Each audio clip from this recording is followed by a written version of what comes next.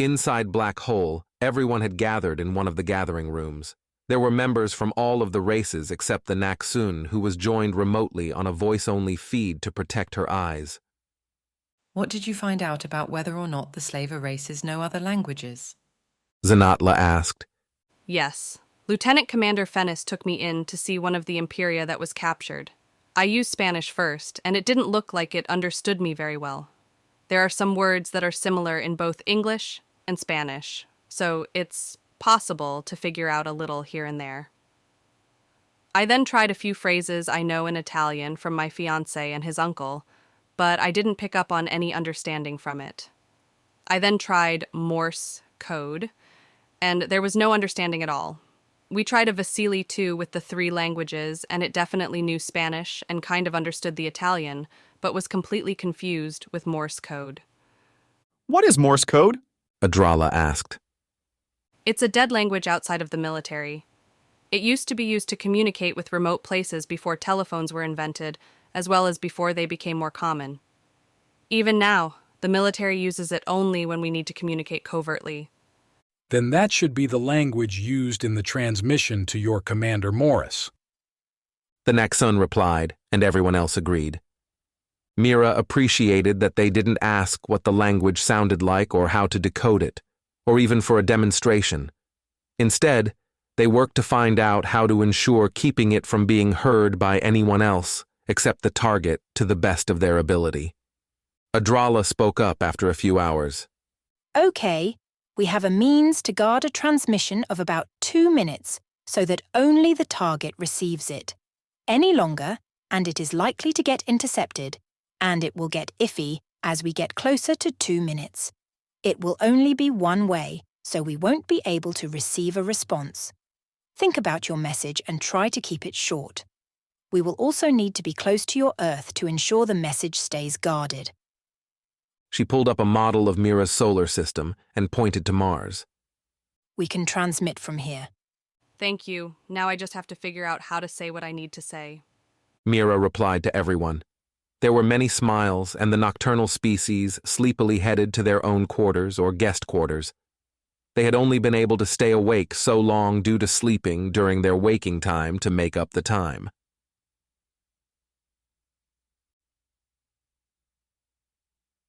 The ships all stayed at the outpost for another 2 days. While the Meteor's crew was replenished, the dead were taken out to be taken back to their families, and the prisoners were taken into custody. Mira even got a tour of the outpost by a group from all the different crews, including Drixa.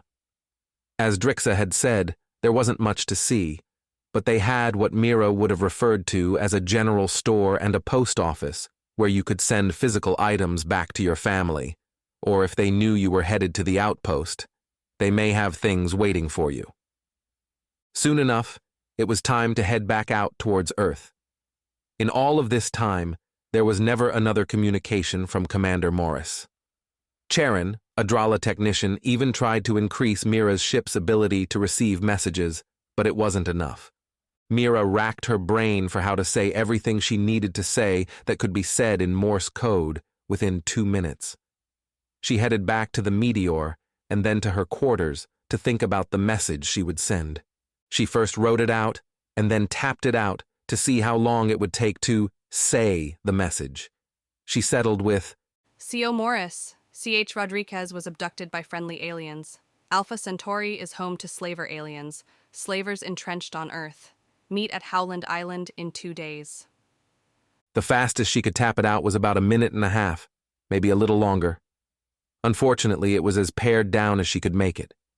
She chose Howland Island for a couple reasons. Mainly because it was in the middle of nowhere, and it was completely barren so you could see if more people were brought than was necessary. She expected an aircraft carrier, but that meant it would have a several destroyer escort. She really hoped they wouldn't go too crazy with the number of ships brought. They would. She knew they would. But she really hoped they would listen instead of just shooting. She knew this would not go as planned, but really hoped some of it at least went to plan. Their arrival in the Sol solar system would be noticed very early. They would have been actively looking for her own ship, but would certainly find the much larger trio of alien ships, and would be on high alert. By the time they made it to Mars, who knows what kind of panic might already be going on within the various world militaries. It was a few short days later, and as soon as they entered the Sol system, Mira became anxious. She headed to the communication room because they would be at Mars in only a few minutes. She knew the target would be his cell phone because it was going to be on the commander. The ships paused at Mars, and Mira sent the message. She had decided to add 2 SOS codes before the message to grab Commander Morris's attention, as it's the most recognized message in the code. After the message was sent, they waited a few minutes to give the message time to be received and translated, and then moved towards Earth's moon. They would wait on the dark side of the moon until it was time to head down.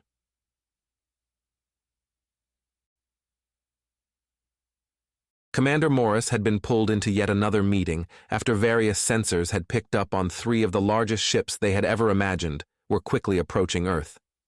This meeting had high-ranking military generals from all of the branches in attendance. He was the lowest-ranking person here, and was only invited because he was the main contact for the only manned craft they currently had in space, minus the space station.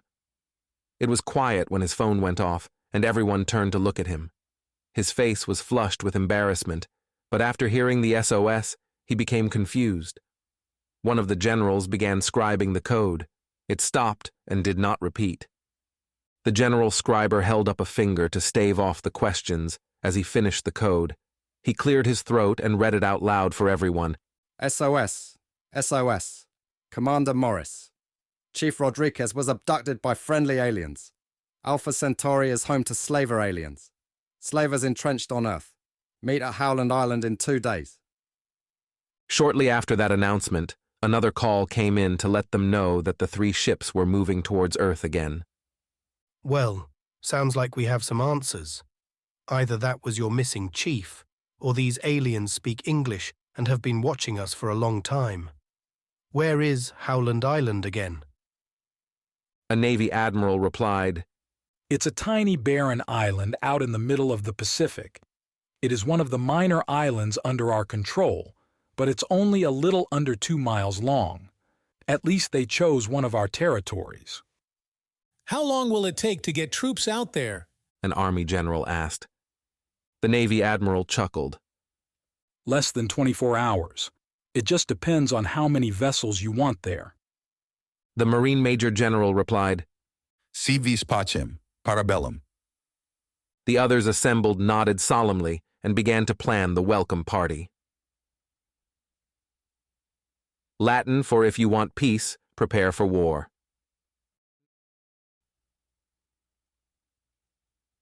It was time to depart for Howland Island. The transport craft they used was a little larger and much more advanced than the craft Mira had been on during the voyage to Alpha Centauri. They had a small contingent of crewmen coming with them, and several of the smaller fighter ships were ready for combat if an emergency extraction was needed. As they descended, Mira pointed out the aircraft carrier and its destroyer escorts. She then pointed out 2 more sets of aircraft carriers and escorts some distance away, but still in range for combat. At seeing this, Fennis ordered an escort of 7 fighters to help keep them safer.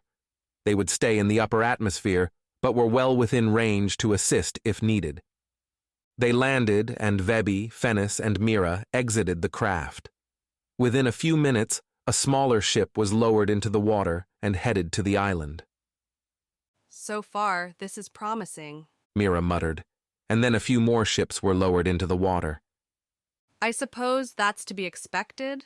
Mira continued. Yes, I suppose so. Most first contacts are like this. You were easy. Vebi teased. I was also alone. Mira retorted. Fair enough. Fennis added. Within a few minutes, the ships had landed, and soldiers, likely Marines, were exiting the craft and taking up defensive positions. The last to exit were a few generals, Commander Morris, and what looked to be a diplomat of some kind. As they approached, Mira saluted. The generals returned the salute, and the highest-ranking one said, "At ease." Mira moved to parade rest. A man with 3 stars on his shoulder started the conversation. I am Admiral Davis. My companions are General Thompson, Commander Morris, and Mrs. Zimmerman. General Thompson had 4 stars on his shoulder and was wearing a Marine uniform. Bubble noises. At the confused looks of everyone else, Mira replied, This is Rear Admiral Veby. She gestured to the flexusri, and then gestured to the Drala. This is Lieutenant Commander Fennis. They can both understand you, but because you don't have a translator, you won't be able to understand them. I see. Admiral Davis replied, Is there a way to receive a translator? Growling and grumbling noises followed with bubble noises. Lieutenant Commander Fennis said that it is an implant, which is painful at first to receive, and you may become fearful of bad intention. Rear Admiral Veby suggested we all show our translator implant scars. They each turned and pointed to where their implant scar was, so that they could see the similar shapes of the scars. Bubble noises. Rear Admiral Veby said that it will incapacitate you for several minutes. I can attest to this. It was the worst migraine I had ever had, and in the moment, you don't think it will end. Even when it begins to lessen, if you move, it feels like the pain starts all over again. I think it was about 5 minutes of feeling like I was dying. But once the pain goes away, there is no residual pain. I think we can put that off for now. General Thompson replied. Admiral Davis nodded in agreement. You will act as translator for now, Chief Rodriguez? Yes, sir. Chief, Commander Morris says you have been non-responsive for some time. Care to explain? Davis asked. The last communication I received from Commander Morris is when he reamed me for jettisoning my dead crewmates, and I did send him a response. Was the response received, sir? Growling and grumbling noises. I didn't know that. Lieutenant Commander Fennis says that he retrieved our dead and has brought them here. Mira replied, as Fennis and Veby both grinned at the secret being revealed. Fennis spoke into his portable, and several crewmen came out, guiding 4 wheelless carts out with sheet-wrapped bodies on top. Commander Morris replied, I did receive that communication, but I sent another 4 messages after that. Bubble noises. Yes, Rear Admiral, Charon and I feared that communications were being blocked. She tried increasing capabilities to receive messages, but it didn't work. Mira looked back to the Admiral and General. My apologies, sirs. Rear Admiral Veby was confirming that we had tried to increase the receiving ability of the ship. We figured that out. It's fine. Davis chuckled. Grumble noises. Lieutenant Commander Fennis is asking where you would like his men to deliver the bodies. Lee! The General barked, making everyone else jump. Sir. A man replied as he trotted up. Receive our dead and get them on the transport. Yes, sir. He replied, saluted, and then called out to a few men to help him. Lee began trying to talk to the Drala and Flexusri as though they were deaf. For Christ's sake, Lee, they understand us just fine. Quit making an ass of yourself. General Thompson barked. Mira could hear a few chuckles from the Marines as Lee's face colored with embarrassment. Both Veby and Fennis hid their amusement well. Within a few minutes, the dead had been transferred and they were about to continue the conversation when a Drala burst from the ship. Panicked growling. What is it? Davis asked as he saw all 3 who understood take on worried looks. Veby did a quick nod towards the humans, which Mira understood to mean to translate.